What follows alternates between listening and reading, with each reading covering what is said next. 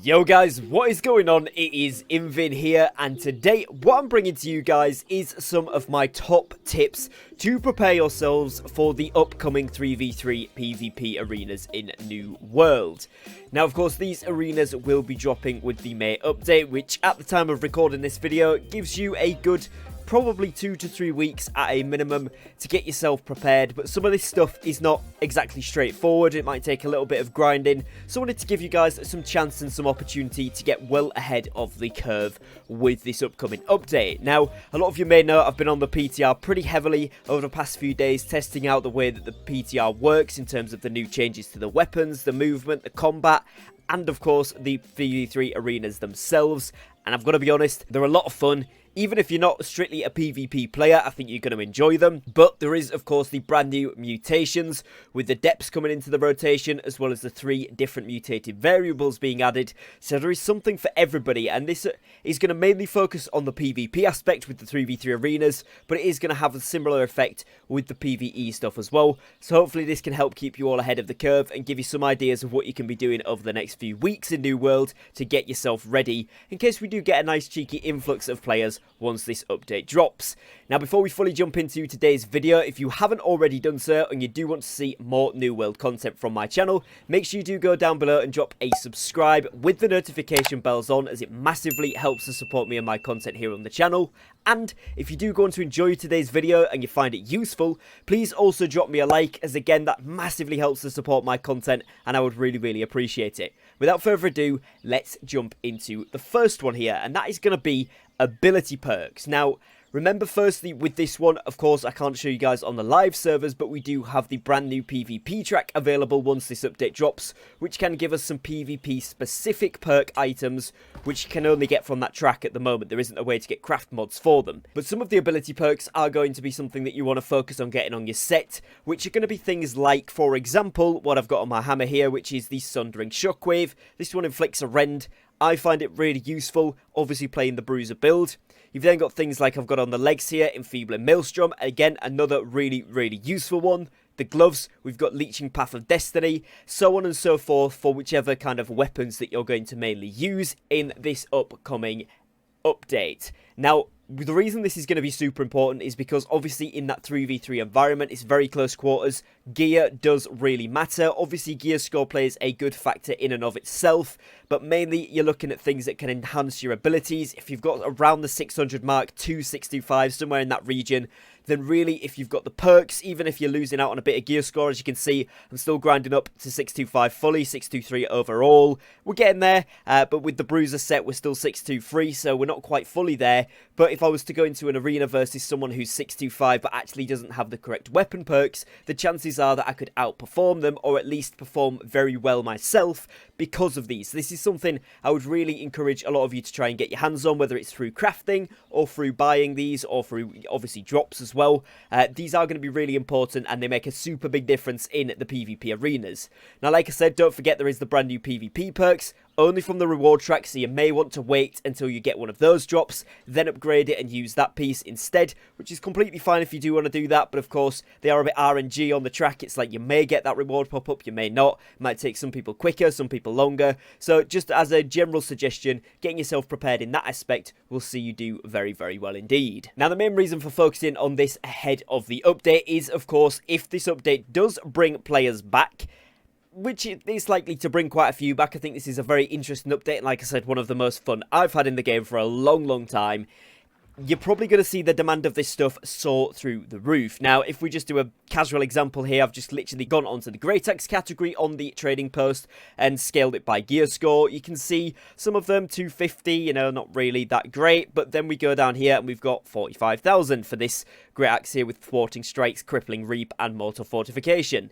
Then we've got 75,000 for Thwarting Strikes, Sturdy and Keenly Empowered. For the record, I actually think that's overpriced, but you get the point that some of the stuff with the more sought after perks on, particularly looking at Thwarting Strikes with the 300 strength bonus, etc., are very expensive. Now, if you pair these with ones that also have a good weapon perk, which generally you don't get on the weapons too much. It's more going to be on your armor, but these again do go up in price, and if it does bring more players back, it is going to increase that value and demand, and therefore increase the price a lot as well. So getting ahead of it now will be good, and it will give you a flying head start if nothing else in the game, which is always a very big bonus. Now, it is worth noting that Outpost Rush can drop you some nice PvP related perk gear. However, it is very rare that you do get a legendary with that, so it's kind of up to you if you want to spend the time doing it, but it can give you some nice stuff as well if you want PvP specific gear rather than just general drops from the expeditions. Now, the next thing that I'm going to be looking at here is consumables, and particularly if we're looking at infused health pots, infused mana pots, infused stamina, but also then things like your gemstone dust,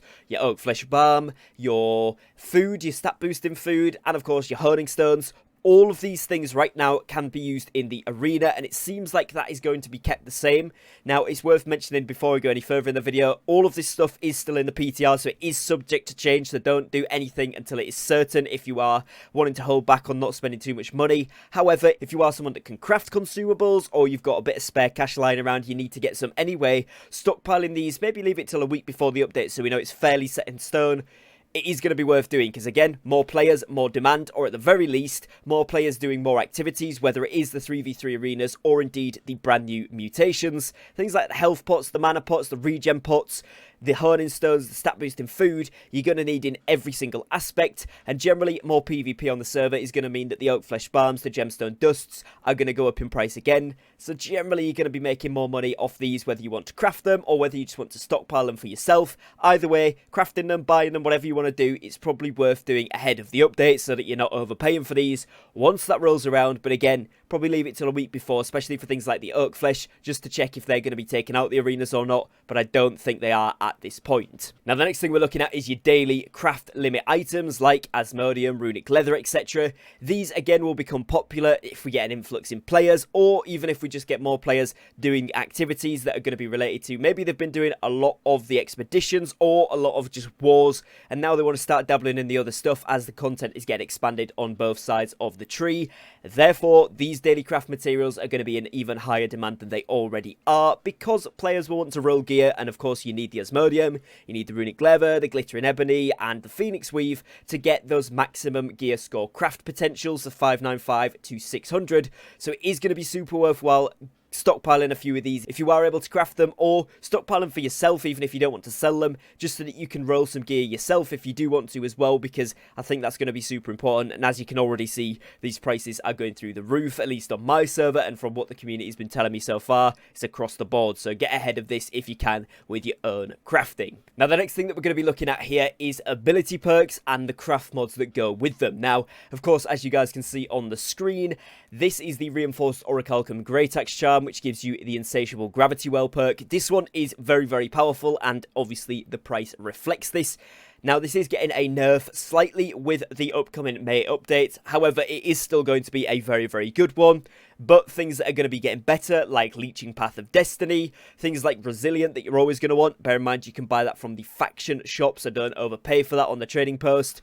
But other things like Fortifying Sacred Ground are going to be really, really useful as always. And with the changes to the stamina regen, again, if it stays as it is now, which we're assuming it's going to until we're updated officially, then think perks like Hearty may really, really come into their own. So if you can get your hands on any of the craft mods, whether you've got some, save them. If you get them as drops, keep hold of them. Or if you can buy them for super cheap, sometimes people put them up for ridiculously low prices if they just need some gold. And if you're someone that watches the market, you know the prices, maybe try and pick some up. Again, individual prices will vary, but do, again, just wait to see if we get any updates. Right now, Hearty's looking like a good bet because that stamina regen is pretty brutal, especially in the 3v3 arenas, so people will definitely be wanting to purchase this, and therefore gear or the craft mods itself, if you do get them as drops, hold on to them to sell later because it's going to be worth a lot more. Now, I've hopped onto the PTR, and for those of you that haven't yet been made aware, the gypsum kilns will now be able to, if you scroll down to the bottom of these,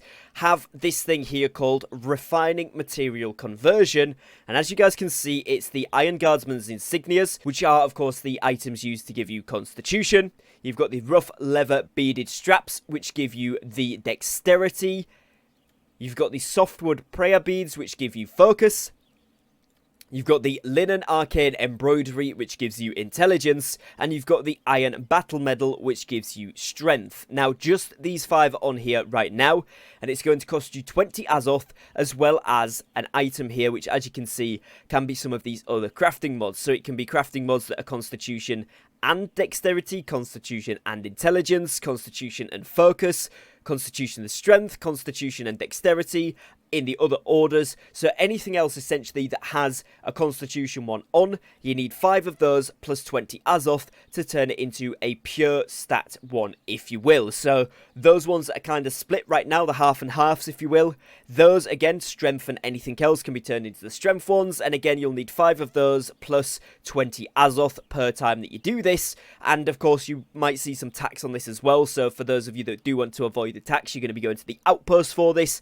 But this is going to be a really good way to get your hands on some of the solo stat craft mods that have been seriously soaring in prices a lot of the time, especially the Iron Battle Medals and the Iron Guardsman's Insignias. These have been going for a few hundred gold each, so now, if you want to get ahead of it, if you've got some of those drops that are split stat, keep hold of them. Some people may already be selling them for cheap on your servers if they're not aware of this change, so you might be able to get some. But again, do bear in mind, you could be taxed on it, and of course you do need 5 per one, so you have to work out whether it is going to be worth it. However, if you've got some, like I said, laying around in your bank, or you get drops between now and then, that's the bonus of making this video in advance. Just keep hold of them, because you will be able to either sell them or, you know, change them into the ones that you want to sell or the most expensive ones to sell, and then go ahead and get ahead of that as well. And strictly speaking, that's not to do with directly the 3v3s, but it is going to be a really cool new feature that could net you a good bit of profit, and you could use it to build your sets for the 3v3s as well. And finally, again here, I did just want to cover another point, which is the updated control points or fort bonuses on the PTR. Now, this again, they don't all strictly apply to the 3v3 PvP arenas, however, they could apply to the stuff surrounding it in terms of getting your gear, how you can level up, how you can craft, etc. So what I'm going to do is go over these brand new bonuses. The map isn't coloured on the PTR, that's why all of the territories kind of look uncontested or uncaptured. But what I'm going to do is go through these and tell you what the old one is, as well as showing you guys on screen what the new bonus is. So we're going to firstly start off here with the Evans Scale Reach Fort. Now this one over here, as you guys can see in the bottom right hand corner, just underneath the camera here, you'll see that the brand new bonus here is the Global Faction Store discounts. This is everything from the faction shop is discounted by 5%. Previously, this was refining taxes were reduced by 5%, so a lot better bonus there. It's going to be a pretty good one. Next, we're looking at Weaver's Fen. The previous old bonus for this was faction mission rewards were given a plus 5%. Now it is a global tax reduction of minus 10%, and that is on all taxes as far as we can tell so far, which is pretty cool indeed. Then we're going over here to Restless Shore. This one was Corrupted Breaches give you plus 5% loot. Now it is free fast travel, as in minus 100% cost. So as you can see, the Syndicate own this, which is the one I'm in on the PTR. And if we go anywhere, it costs me 0 Azoth to travel. Next, we're looking at Brightwood, which the old bonus was housing tax reduced by 5%. Now it is Resource Camping 1. Now this actually gives you camping no longer costs resources. In other words, you can put your respawn camp down anywhere for completely free. And this is super useful, because sometimes you just don't have 5 green wood or a flint, and having the ability to drop down a camp wherever you can to get that respawn point is super useful. Very nifty little update, so I think players are going to really want to get this one as well. Next, we've got Morningdale, which their old bonus was that the expedition rewards would be plus 5%. The new one is a global crafting bonus of plus 5, and this increases the gear score ceiling of the crafted items by 5 gear score. Now, I don't know how this is going to apply to the obviously 595 to 600, whether this is going to allow 605 crafts. I highly doubt that, but I'm sure that it will allow some sort of level up. Whether it's you're not going to need certain bonuses to get up to that 600, I don't actually know fully how it's going to work, but I would assume that that's going to be a highly contested one either way, as that is a pretty good bonus. So again, this is for capturing the forts that we're talking about here. So again, You're going to get a lot of PvP XP for this as well, filtering into the new PvP systems and crafting gear, which you could use in the 3v3 arenas. This is going to be a crucial one. Next up, we've got Reek Water, which the old bonus was minus 5% to crafting taxes. The new bonus is Global PvP Experience bonus plus 5%. Again, with this being a brand new addition to the game, it's likely to be highly contested because people will want to level up their PvP rank as quick as possible. So therefore, Reek Water is probably going to be a high contest area. Everfall used to be trading taxes minus 5%, and the brand new one is Global Azov Salt bonus plus 10%. And again, with this being a brand new resource added to the game, it is the one that you use to buy your PvP rewards. It's probably going to be highly contested again. So some very hot topic areas, shall we say, going forward that are probably going to encourage a lot of PvP, which is cool and it's really worth being aware of. Now, the next one we're looking at is Monarch's Bluff. This one was lowered fast travel distance cost minus 5. Obviously pretty redundant with the changes to fast travel, so the new one is going to be a global experience boost plus 5%. This is really cool for people who are leveling, and if it does affect things like your gathering, refining, and crafting skills, it's going to be even more sought after. Maybe it affects your PvP XP as well. We don't know for definite yet, but it is a global experience boost is what it says. And if we hover over the question mark here, it says that it increases combat, trade skill, mastery, and territory experience by 5%. So I've got a feeling, again, this is going to be a very, very contested area. Next, moving on to Windswood, which the old bonus was a plus 10% to gathering quality. Now we've got a global consumable bonus plus 10%, which means that increases the chance that a consumable isn't consumed on use by 10%. So essentially, every 1 in 10 potions, you essentially won't use it up, you'll get it for free. And that is a pretty cool one to have on top of things that you can already get which do this. It's going to be a pretty contested area again, particularly for PvP, the 3v3 arenas. Consumables not being used up, especially when they're going to be very expensive, is probably going to be something a lot of players and a lot of companies want to have. So your faction is probably going to be vying for control of this one for certain. Then we're moving on here to Cutlass Keys. The old bonus for Cutlass Keys was lower fast travel base cost by 50%, which again, with the changes, not that great. However, it now has a global gathering luck boost of plus 10%, so it increases your global gathering luck by 10%, which of course, if you're PvP flagged as well, is going to be even more. Again, pretty good one, not going to be for everybody, but a lot of players will really want to get on top of this. So again, I can see this being pretty contested, which is going to mean these forts are likely to be getting flipped very, very regularly. Now finally here, we are looking at First Light. The old bonus for this one was lower fast travel weight cost. Again, not great after the changes. Now it has a global refining yield boost of 10%, so it increases global refining yield by 10%. Again, really, really decent, and will give a lot more materials, especially when you're crafting your daily crafts, like your Asmodium and like your runic leather, etc. It's probably got a chance to affect those as well, so you might even get an extra one whilst you're doing it, so it's going to be certainly another worthwhile one, and therefore, again, I hasten to say that this is going to be contested, which is going to mean there's going to be a lot of fort battles across pretty much the entire map with these updates. I think that's really cool, and it's really worth noting for when you're preparing for these arenas. When this update comes out, you might want to get control of certain forts before you do certain things, especially the consumables one for it, but even things like crafting your gear for it and all the other stuff that we've mentioned is going to be super, super beneficial. So strictly not to do with arenas themselves, but it is going to be great to know about for the upcoming changes so that you can benefit yourself when you're in that arena or whilst you're preparing for them. So that is going to be it for today's video, guys. Hopefully it has helped you and hopefully you have enjoyed. If you have, please do be sure to drop me a subscribe and a like down below.